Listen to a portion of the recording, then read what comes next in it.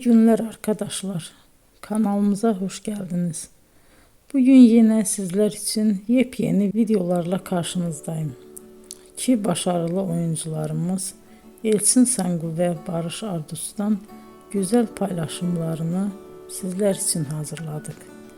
Elçin Sangu, Sevdim Alabora, Yalancı ve Mumları, Kiralık Aşk, İyi Günde Kötü Günde bu dizilerde rol almış ve herkes tarafından çok beğenilmiştir.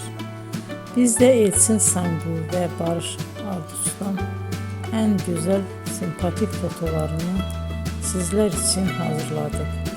Bu karelerin devamını istiyorsanızsa emeğe saygı olarak kanalımıza abone olup yorum yazmayı unutmayın arkadaşlar. Teşekkür ederim.